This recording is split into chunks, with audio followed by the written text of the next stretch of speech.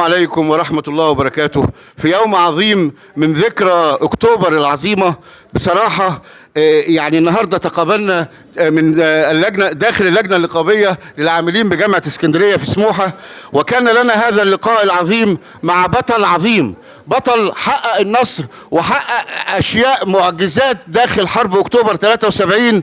احنا مش بنفخر بيه بس، احنا نتمنى نشيله على الأعناق ونقبل رأسه، لأنه هو أعطانا طاقة إيجابية كبيرة لينا وللأجيال اللي جاية. قصة ملحمة بطولة كبيرة حققها البطل الشهيد الحي شهيد الحي عبد الجواد سويلم.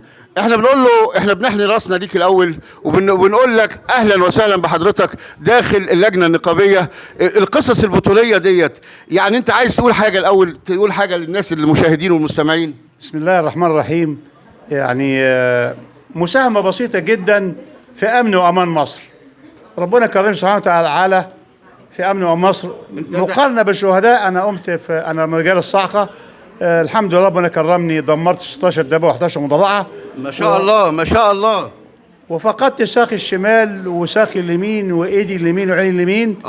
مقارنه بالشهداء هو يعني لا اقارن بالشهداء. لا لا لا، انت بطل عظيم جدا جدا جدا. احنا كلنا هنا حبيناك، والله العظيم لو تسأل كل واحد هنا من اللي قاعد في النهارده عايز يشيلك على الاعناق ويبوس راسك، ولان انت فخر لمصر وفخر لكل المصريين. انا الكلام ده حصل في حرب الاستنزاف. ايوه الحمد لله.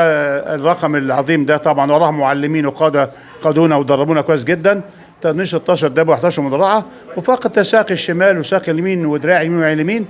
يعني انت فقدت دراعك اليمين وساقك اليمين وعينيك اليمين، ومع ذلك اصريت تكمل البطوله. الساقين الساق اليمين والساق الشمال، الساقين والدراع اليمين وعين اليمين يا حبيبي. ولما زار صعب نصر في المستشفى قال لي عاوز ايه؟ قلت له ارجع لزمايلي ميدان تاني، ربنا يكرمني واشارك في الملحمه الوطنيه الخالده العاشر من رمضان يوم 7 اكتوبر، ودمر مجنزره الساعه 11 صباحا يوم 7 اكتوبر وانصار. احنا طلبنا في اللقاء ان حد من المخرجين الوطنيين يقوم بعمل قصة لحضرتك واقعية الشباب والاجيال يشوفوها، عشان يتعلموا من حضرتك كيفية فنون القتال وكيفية الاصرار والوطنية الكبيرة اللي حضرتك اضفتها علينا.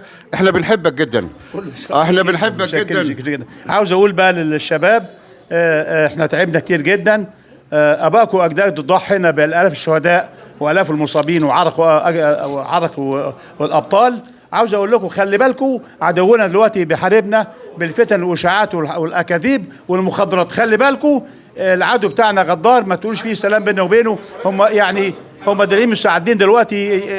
يعني هم دلوقتي احنا لو مش اخويا كانوا يعملوا في ناس دولة تانية، ولكن مصر محمية باذن الله، محمية شعبها وارضها وجيشها ورئيسها ان شاء الله. مصر محفوظة باذن الله ان شاء الله. احنا بنشكر سيادتك جدا في نهاية اللقاء، ونتمنى قصتك دي تكون عبرة وعظة للشباب والاجيال القادمة. بنشكرك وبنحييك. عبد الله عبد الظاهر عضو في نقابة علمين اسكندرية يحييكم ويحيي الجماهير. شكرا على هذا اللقاء الجميل. شكرا يا فندم. شكرا.